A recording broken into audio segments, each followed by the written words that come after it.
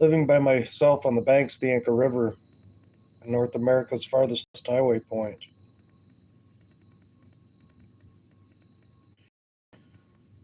Going to do some reading from Death to the World for us. Always try to change it up. This is Death to the World number 9, The Last True of Rebellion. You can get this magazine at deathtotheworld.com. I'm not affiliated. I just share it because of the beauty of the orthodoxy in it. First article I'm going to read for us out of this tonight. Betrayal. A child was born into this godless world but believed in God. This child of a new life naturally believed because he was close to the giver of life. But since the child was raised in a godless world, his belief in God died, and he began to believe only in the world. This child grew up and would breathe his air, but would deny him with every breath. He would live in his world, but would pollute it. He would warm himself in his sunshine, but would live in total darkness. The child grew up and betrayed the one who gave him life. This child is each and every one of us. God has been betrayed by you and I. We betray him with a kiss, for we wear a hideous mask as an attempt to conceal the fact that we love him in a world that hates him. We play the evil games that everyone else plays to be accepted by the world. We sell out to the world and are selling out daily because we live as though God does not exist. We live for the pleasures and pains of this world, fearfully running from death as from a pursuing killer. This is the first step in betrayal, to begin to believe in the world instead of believing in God. Once we have given in to this, darkness creeps into the heart. When we then betray God like cowards. At one point we used to love him but lost the courage to defend him in a world that is against him. When this cowardice sets in, we are raped of our faith, and we begin to convince ourselves that God is not real, and eventually we kiss our faith goodbye. This cowardice is the second step in betrayal. Once we have succumbed to this, God begins to die in our heart. Then God has been betrayed. After this has occurred, the heart itself begins to die. This death of the heart is the worst suffering imaginable, for the heart denies its greatest love. No earthly or physical suffering can even compare to this, for the worst suffering is to betray God, who is love. This leads to the last step in betrayal. Often, when one experiences this suffering, it becomes so great that there seems to be no way out, except for suicide. Then, if we commit suicide, we betray ourselves. This we must not do. We can't allow ourselves the pleasure of escaping the suffering by betraying ourselves in any form of suicide, be it with a gun or with drugs. There's a solution to this suffering that most people don't have the guts to embrace. The solution is death to the world. We must betray the world with all its pleasures and pains and force ourselves to love God above all. We have to have the courage to live for God in a godless world. The person who cannot endure for Christ's sake a physical death as Christ did should at least be willing to endure death spiritually. Then he will be a martyr with respect to his conscience, and that he does not submit to the demons that assail him or to their purposes, but conquers them as did the holy martyrs and the holy fathers. The first were bodily martyrs and the latter spiritual. St. Peter Damascene, 9th century. Howdy, everybody. Thanks for joining me. God bless you. So I'm reading From Death to the World. This is volume 9 from the early 90s. Early to mid 90s, I think. I don't think this is late 90s yet on this one.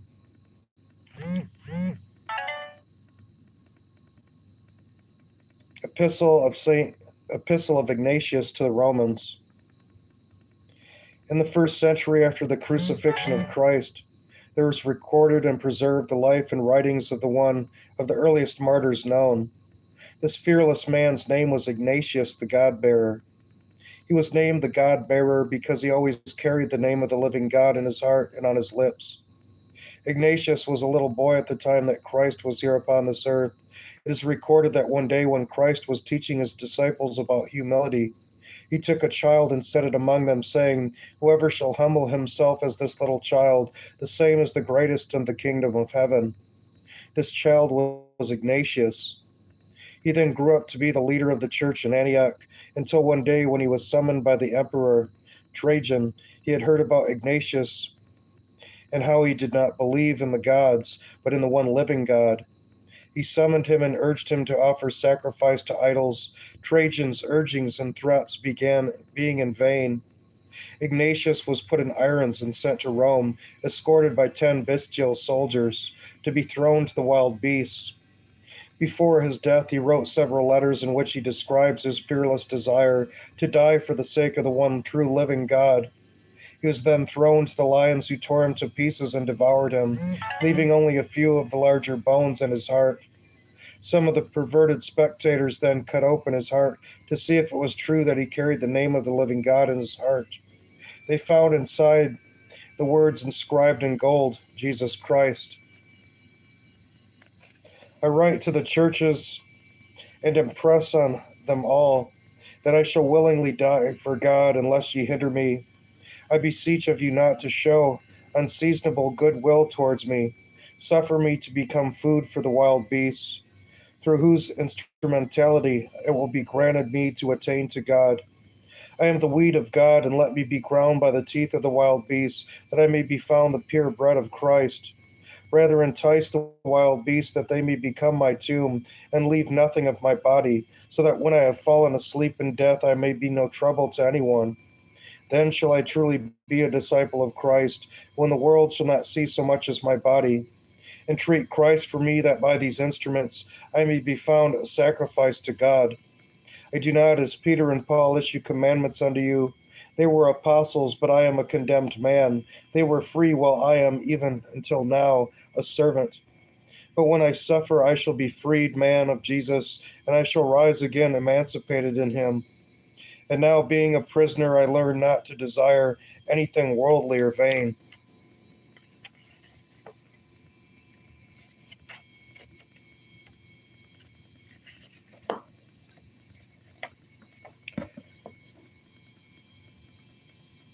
I desire to die. From Syria even unto Rome I fight with beasts, both by land and sea, both by night and day. Being bound to 10 leopards, I mean a band of soldiers, who even when they receive benefits show themselves all the worse. But I am the more instructed by their injuries to act as a disciple of Christ, yet I am not thereby justified. May I enjoy the wild beasts that are prepared for me, and may I pray they may be found eager to rush upon me, which also I will entice to devour me speedily, and not deal with me as with some whom out of fear they have not touched. But if they be unwilling to assail me, I will compel them to do so. Pardon me in this, I know what is for my benefit. Now I begin to be a disciple, and let no one of things visible or invisible envy me, that I should attain to Jesus Christ. Let fire on the cross, let the crowds of wild beasts, let tearings, breakings, and dislocations of bones, let cutting off of members, let shatterings of the whole body, and let the dreadful torments of the devil come upon me. Only let me attain to Jesus Christ.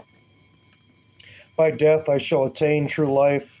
All the pleasures of the world and all the kingdoms of this earth shall profit me nothing. It is better for me to die on behalf of Jesus Christ than to reign over all the ends of the earth. For what shall a man be profited if he gain the whole world but lose his own soul? Him I seek who died for us, him I desire who rose again for our sake. This is the gain which is laid up for me. Pardon me, brethren, do not hinder me from living. Do not wish to keep me in a state of death, while I desire to belong to God. Do not ye give me over to the world. Suffer me to obtain pure light. When I have gone thither, I shall indeed be a man of God. Permit me to be an imitator of the passion of my God. If anyone has him within himself, let him consider what I desire, and let him have sympathy with me, as knowing how I am sustained, as knowing how I am straitened. Fire in me, desiring to be fed.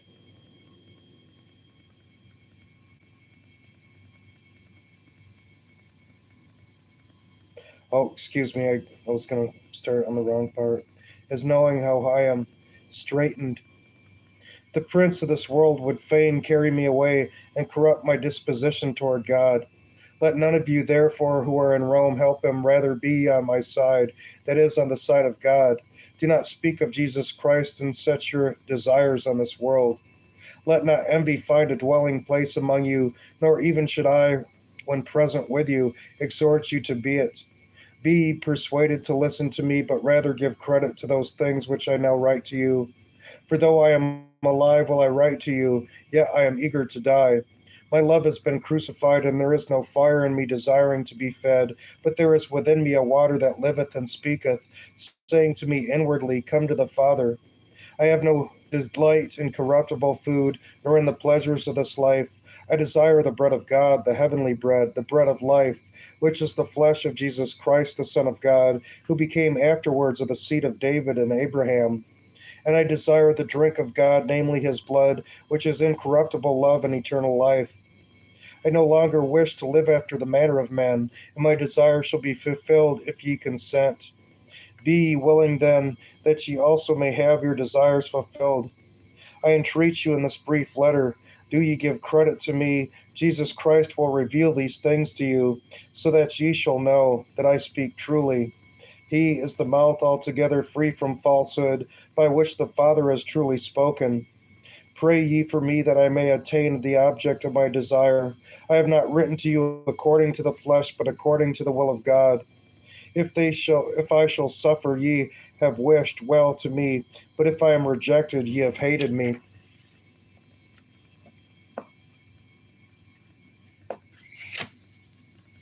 St. Ignatius the God-bearer.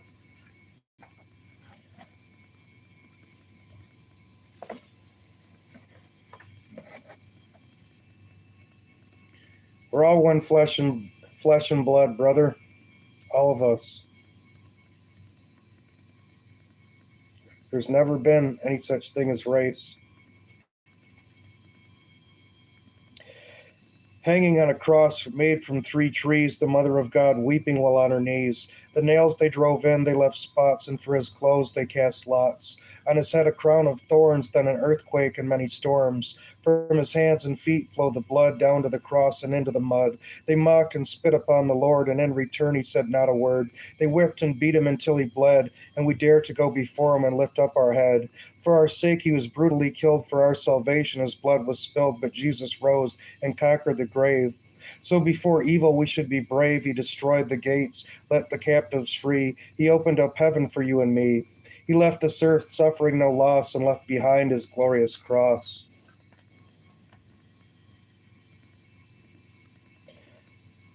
To the age of innocence, wisdom taught of the life that lay ahead. The rebellious ears his knowledge dropped, unfazed by what he said. Passing time returns again, words thought long since dead. Now show themselves to be filled with truth, our defense false instead. Wisdom seekers search the world, for there they think it hides.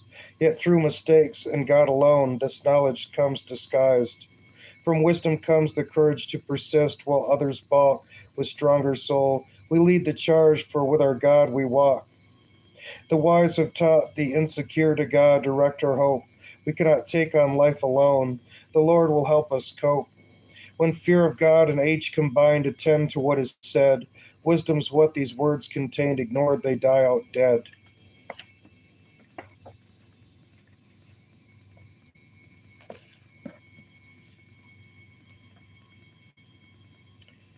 In bondage in this flesh, heavenly homeland before me, I reach out, corruption prevents. I cry out, impurity gags.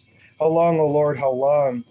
Thy mercy by grace, thy love by joyous fear. These hast thou made me to understand, the battle against my flesh, the battle for my soul. Thou grantest me to skill to see, and oh, so carelessly do I wage the war. A beast of skin turned to desiring to be a babe in the spirit. How lovingly dost thou humble me. Always will I long to be your slave. Fear glory, but with sadness I am in bondage in this flesh.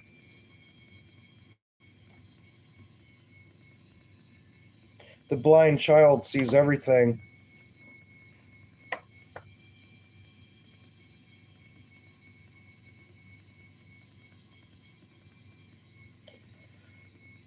As if I were that blind child living in this world unseeing, being guided by a most trusted hand. I could see everything. I have the eyes to see and the comfort to be led through the chaos and remain in the valley where only chirping birds and the holy word resides. As if I were that blind child, no worries or confusion, for he will take care of me. Then I could relax and know. I wouldn't ever turn toward the bitterness of this world for the answer hardly worth listening to. I know it would be him that has cast all of my heart's answers, as if I were that blind child listening to scattered voices and screeching cries for help. It would be him that would wipe away my tears, fade the madness, and sincerely tell me it would be okay. As if I were that blind child stumbling over the rocks on the ground and the thoughts in my mind, my friend would catch me so I wouldn't fall, but never carried me so I would know how to stand my ground. It was the times that my feet fell from under me that he picked me up until we crossed over to the next mountain. As if I were that blind child, what would I do to have a glimpse of this world? For once I would like to know what all the fuss is about and why the people have so much to say. He told me that I could taste this world of materialism. It would be then that I would truly be blinded and that there's nothing to see that hasn't already been said or heard. I've climbed the trees and tasted the rain. I've been lost in the lovely smell of roses, and the wind has whispered 1,000 times a sweet song that repeated, "Remember in your heart the only treasure that is eternal." And he always told me that I cherish most has been covered with cobwebs and dust by others because they didn't have the eyes to see. And if I were that blind child, it would be my smile that no one could wipe away because it would be him that I would always think of and know it is he that gave me the eyes to see.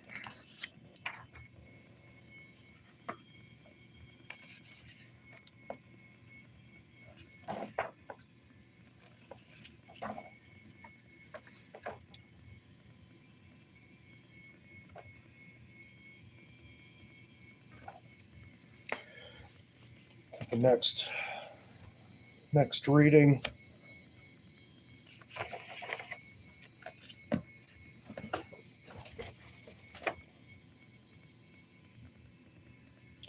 Everything we have been, everything we have when we come into this world has a purpose.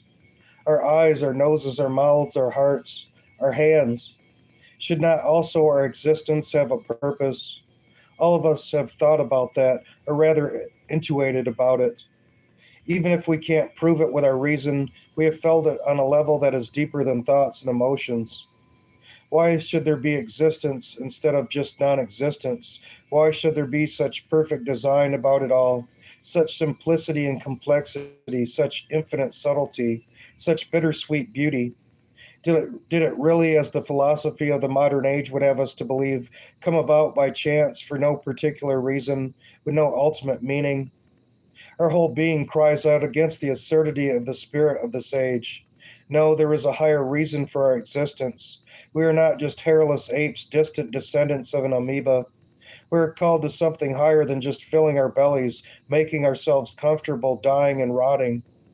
It's true that we've been spiritually and philosophically ripped off by our modern society, with its false promise of a paradise on earth which dangles in front of us like a plastic carrot. But this does not give us an excuse to whine, to give up, and to sell out. Before we sell out by blotting out our existence or settling for just getting by, why not give life a chance? Go to the forest by yourself, just sit there, sit for a long time and be silent. The forest and its trees may seem old, very old, or even ancient, but in your soul deep down you can sense that even this forest and even this whole world will not last forever. It's as if you hear all of nature say, I am not long here. There is truth here in the forest, you can sense it, and even though the trees are only temporary, they point to something eternal to the mind who made them. Go into the city, you will not only hear it say, I am not long here, you will hear the city say, I can't go on like this much longer. I'm destroying myself from within. I only make myself appear sane. But if you could read my thoughts, you would see that I'm on the brink of total insanity. I'm about to blow my brains out. The time is not long, even if we do not live into old age. Our lives are only an instant in the face of eternity that our souls know is there. So, if our existence does have a purpose, we must find it and fulfill it soon, before we get old, burn out, sell out, and die. We are catacomb monks and nuns living in the forests of California and Alaska. We have left the world and are attempting to leave behind its passions, but we have not abandoned the people in the world. We work night and day for the cause that is, for the eternal purpose of our lives. We seek to give otherworldly hope to those who have seen through the lie of the modern age, who have seen the hopelessness of trying to find ultimate fulfillment in this passing world. Fellow children of my burning heart, there is a suffering deeper and more hurting than physical suffering. We are real people who at least try to help real people on that level of suffering. If you want, you can come and visit. And you really can come and visit. You can stay on my farm. You're welcome to camp on my farm, and I'll take you to Orthodox Church. I'm not just saying that. I mean, you really can. Shelters of the catacomb monks and nuns. St. Herman of Alaska Monastery. Upon a mountaintop called Noble Ridge. Up a dirt road off the town of Platina. No electricity, no telephones, no running water. Punks turned to monks living out the ancient call of the desert ideal. Despite the strong wind and cold, all are greatly inspired, and after the service, I'll sit on the rock and hear some reflections on the transfigured state of man and the world in the age to come. And then the two opposed dimensions of this world, space and its vastness, which so inspires us and fills us with awe and time.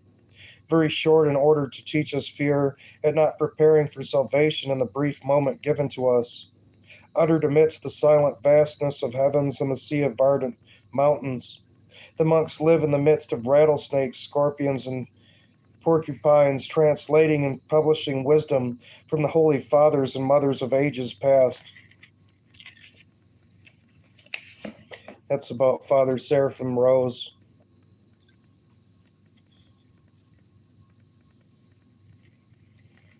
And this is all different things in Alaska. Alaska and California, actually. St. Xenia Skeet, Wildwood, California. 12 miles higher up in the mountains, women live together in a community named after a fool for Christ, St. Xenia, whose icon is on my wall, who I asked to pray for me. Blessed St. Xenia, please pray for us. 12 miles higher up in the mountains, women live together in a community named after a fool for Christ. No electricity, no telephones, no running water. One may find a tough nun at work with a chainsaw, living in a tiny self-made log cell. They till the garden shop wood and also work on publishing. A pit bull named Bethy likes women but growls at men.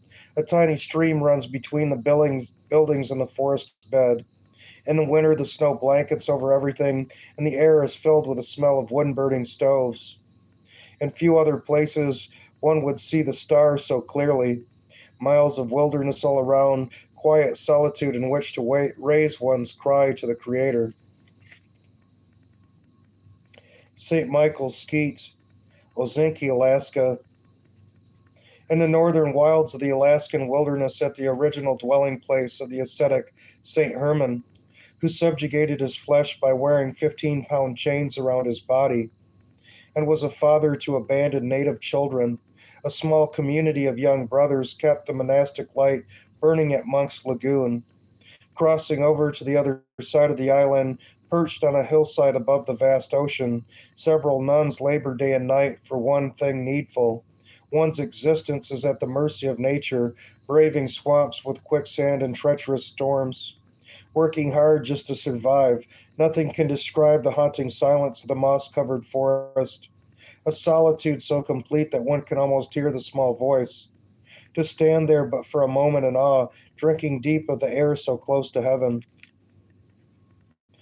St. Nelis Island can be reached through St. Michael's Skeet, only for the hardest of the hardcore, situated off the coast of Spruce Island in some of the most treacherous waters in the world, where only the strong survive. Intended to be a desert sanctuary for women, where men are prohibited from setting foot. Two nuns braved the winter there alone and were almost killed by the icy winds and frozen temperatures. Absolutely no means of contact with the outside world except by means of kayak.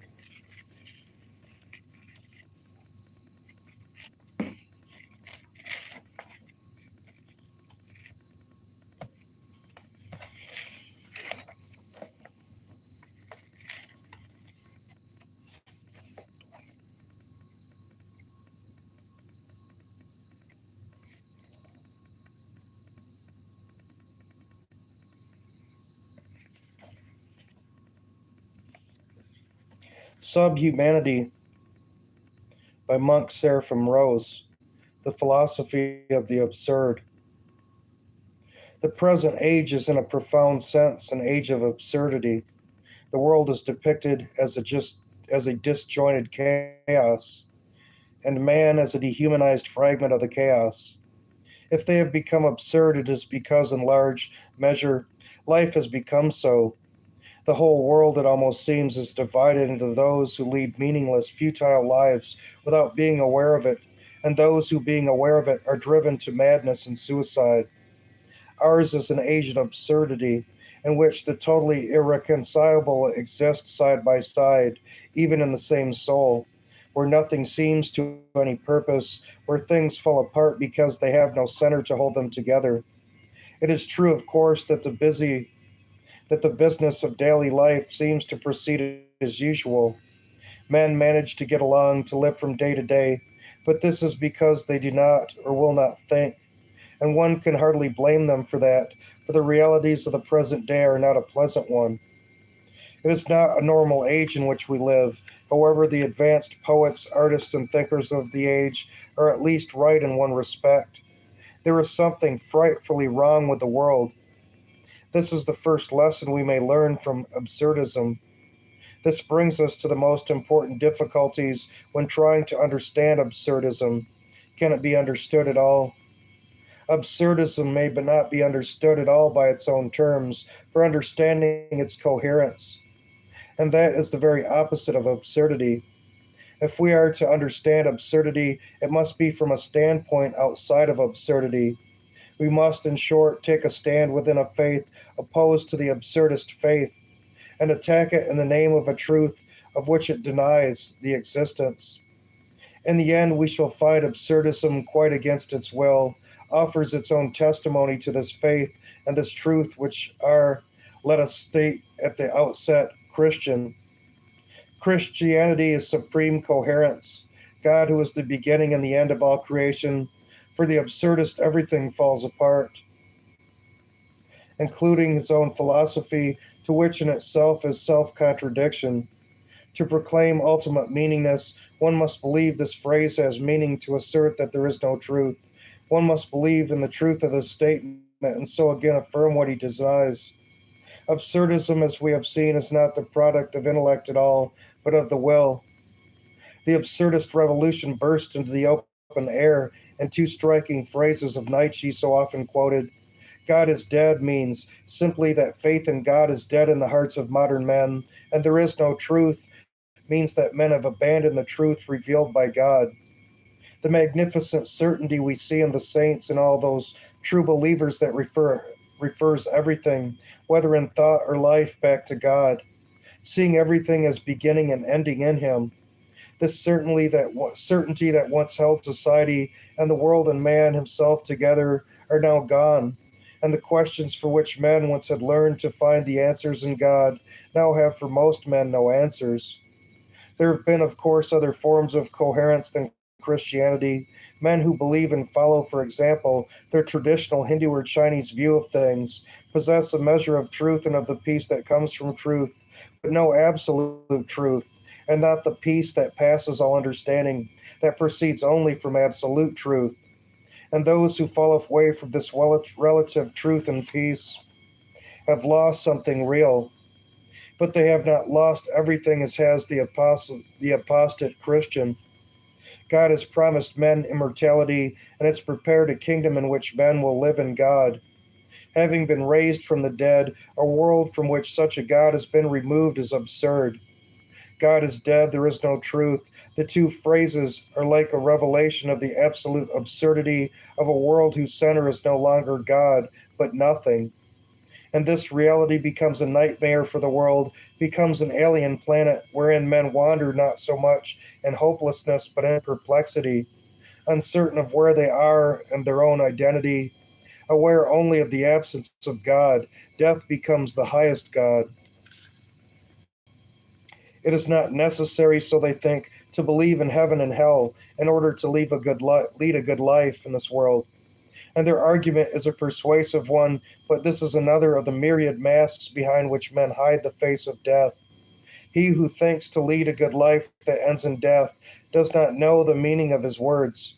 If a man is after all to end in nothingness, then in the deepest sense it does not matter what he does in this life, for then nothing he may do is of any ultimate consequence. It is absolutely true that if there is no immortality of the soul, the world is absurd and everything is permitted. The dust of death smothers every joy and prevents even tears. Nothing in this world, not love, not goodness, not sanctity, is of any value, or indeed even has any meaning, if man does not survive death. Those who believe that virtue begins and ends in this life are but one step from those who believe that there is no virtue at all. And this step, a fact of which our century bears eloquent witness, is all too easily taken, for it is after all a logical step. Absurdism is the last proof that Christian truth is obsolete and uncompromising, or else it is the same as no truth at all. And if there is no truth, if Christian truth is not to be understood literally and absolutely, if God is dead, if there is no immortality, then this world is all there is, and this world is absurd. This world is hell.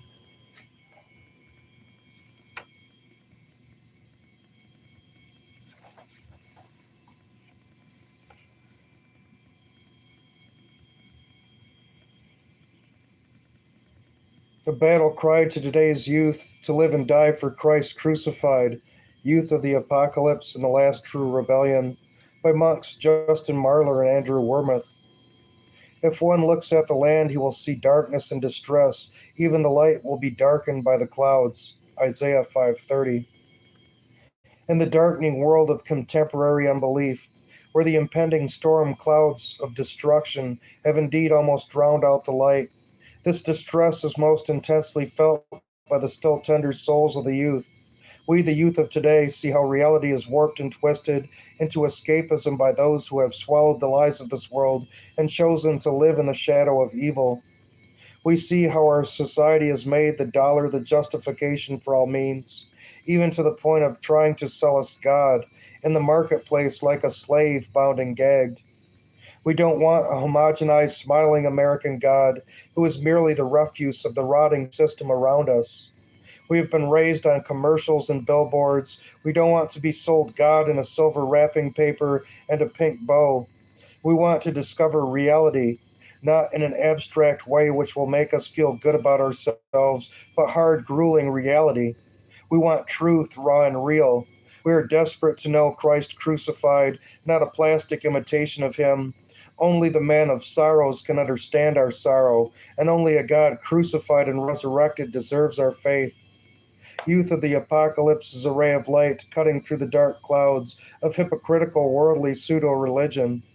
It presents the realities of Orthodox truth without any apologies. For those of us who have been raised in the stifling smog of lies and sugar coated excuses, it is a breath of fresh air, a life preserver in an increasingly choppy ocean, a crumb of reality under the table of self deception, a punch in the face. This book is a virtual manifesto for the despairing children of the 11th hour, addressing the issues and problems that are literally tearing apart the fabric of innocence. It deals with suicide, insanity, drugs, violence, art, the occult, the apocalypse, and finally with our salvation, suffering, and resurrection out of the depths of this post human wasteland. Youth of the Apocalypse was torn from the hearts of two young monastics in Alaska who themselves have been raised out of the muck of contemporary nihilism in its most extreme form. It has already brought suicidal young souls, despairing Orthodox young people, and other Christian youth into the ranks of God's army. www.youthoftheapocalypse.com, or I also know by heart, since Justin Marlar is a friend of mine, bigwhitestar.com, and you can find his books. You can also find his books about St. Macarius the Great of Egypt. And if you look up Truth of the Apocalypse on YouTube, you'll find it's made by Harmony Channel, and you'll see that I read one of the verses on there. My friend Jack made that wonderful video. And I think maybe I should send you to watch that. since I have to get up for Divine Liturgy early in the morning. That's your homework assignment for the night, ladies and gentlemen. Look up Truth of the Apocalypse in the YouTube search bar. You'll see it's from Harmony Channel. And you'll get to hear me read a verse on there as well. I just read one verse. It's so awesome with Jack to let me do that. And also his videos are the ones that brought me to the church in the first place. So everybody go watch that right now. And then tomorrow you can let me know what you thought about it. So God bless you all. I love you all so much. Please pray for all of us. Seems like when we first started as Christians, we pray for our family, our close friends, and we forget everybody else. But we should be praying for the whole world. And even when we attend a Vespers or a Matin service during the week, we might be the only one standing next to the priest helping him read at the lectern.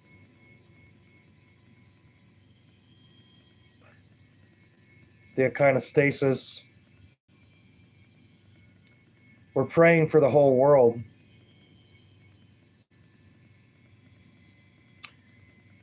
I love you all, brothers and sisters, so much. We're all one flesh and blood. We should want even the worst of our enemies to be saved.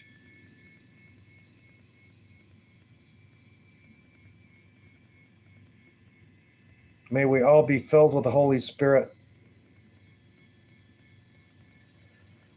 I'll see you on the next one. So, Truth of the Apocalypse. And then you can watch Theosis.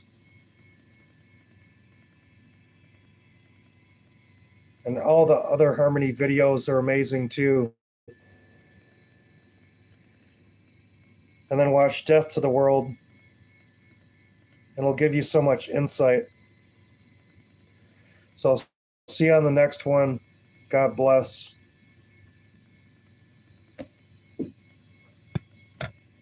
Господи помилуй.